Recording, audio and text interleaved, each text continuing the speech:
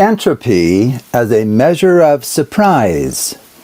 A fundamental concept in the study of information entropy is the surprisal of an event, also called itself information. The surprisal of an event measures the amount of information gained when the event occurs. It also measures the surprise associated with the occurrence of that event. We have already learned how to calculate surprisal quantities for a discrete random variable. It is simply the amount of information we gain when observing the outcome of a particular event for the random variable. Formally, for a discrete random variable x with n possible values and associated probabilities, the surprisal, that is, self-information, of the event that x takes on the value x sub I is log base 2 of 1 over p sub I, where surprisal is measured in bits. These are the same bits we have been using all along. More generally, the surprisal of an event with probability p is log base 2 of 1 over p. Since the surprisal of an event is simply the information content of the event, all of the insights we have gained so far about information content are relevant to the concept of surprisal. This includes our interpretation of Shannon entropy. Recall, the Shannon entropy of a random variable x is a measure of the expected surprisal of the random variable. In other words, entropy is the average surprisal of all possible values of x. Question: what new perspective comes from calling the information content of an event surprisal, or from viewing the entropy of a random variable as a measure of expected surprisal? Answer: these new names tap into the human psyche by evoking a visceral response to otherwise cold, austere calculations. When an unlikely event is observed, we associate it with a high amount of information and surprise, whereas when a more likely outcome is observed, we associate it with a smaller amount of information and surprise. If the probability of an event is 1, then the event is certain. In this case, there is no surprise upon learning that the event occurred. And likewise, we receive no information from knowledge of its occurrence, since we knew the event would occur. So the surprisal of such an event is 0 bits. On the other hand, if the probability of an event is near 0, then the event is very unlikely, and we would be very surprised to learn that the event occurred. In this case, we receive a great deal of information upon learning of its occurrence. Hence, for this event, the surprisal is large.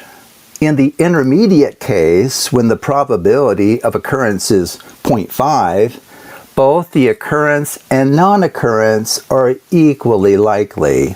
In this scenario, we receive exactly 1 bit of information upon learning the event occurred, which means that the surprisal of the event is 1 bit. Thus, 1 bit of surprisal is what you feel after calling heads on a fair coin toss and then watching the coin land heads up. You experience 2 bits of surprisal when seeing your prediction come true that 2 randomly tossed coins would land heads up. 3 bits of surprisal is probably enough to make people smile when you correctly predict that the 3 coins will land heads up. 10 bits of surprisal will elicit gasp of incredulity from witnesses seeing 10 coins landing heads up that you predicted ahead of time. 15 bits of surprisal would be the degree of utter surprise and delight a student would experience who had forgotten to study, but nonetheless correctly guesses all of the right answers on a 15-question true-false quiz. 20 bits of surprisal is what a person feels when winning the lottery or being struck by lightning. The surprisal perspective has the following benefits, among others. 1. It transforms the probabilities of rare events into more manageable quantities. 2. It relates the numerical calculation of the information content of an event to the degree of surprise you would experience when tossing a corresponding quantity of coins and watching them all land heads up. 3. It creates a common scale for comparison among probabilistic events, provided the events have known probability. 4. It cultivates a more intuitive and objective understanding of uncertainty. Surprisal of landing all heads. Please reflect upon the increasing surprise you would feel after calling heads for the fair coins within each group, and then watching all of the coins in that group randomly land heads up. Pause for a few seconds on each group until you get a visceral sense of what surprisal, measured in bits, actually means.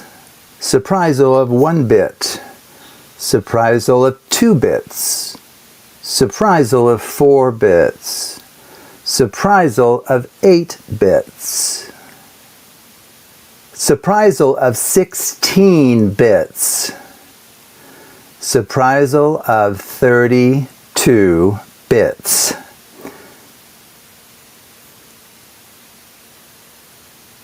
And the surprisal of 64 bits.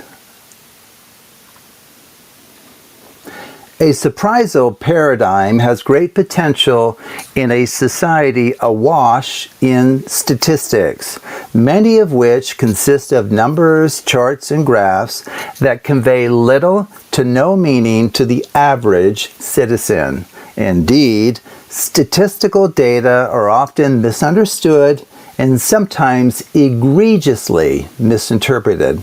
Even ordinary percentages pose a challenge for some who struggle to make sense of fractional quantities. In such a world, a mutual frame of reference for interpreting statistical calculations of risks measured in bits of surprisal could help people develop an intuition and visceral sense of the meaning and significance of probabilities within diverse contexts. Perhaps the vociferous vaccination controversy would quiet down if everyone had a closely shared understanding of the rates of adverse vaccine reactions. More generally, the use of surprisal estimates in communicating medical risks would help patients make more informed choices among treatments and procedures that have small but non-trivial chances of dire outcomes. Furthermore, if surprisals were used in determining the degree and nature of the monitoring of patient care, costs of medical malpractice might decline by reducing the need for legal redress. Indeed, when assessing risks with known probabilities, a person could easily interpret the surprisal value of a given risk by considering the chance that tossing an appropriate handful of coins will or will not result in all heads. This might sound subjective and non-rigorous, but it could empower many who have difficulty deriving meaning from probability calculations devoid of physical or tactile experience. To end this section, I highlight 2 fields of active research that rely heavily on the principles of information theory. The first is called Surprisal theory, which is a theory of sentence processing. The second is called surprisal analysis, which applies principles of maximal entropy to engineering and the physical and biological sciences.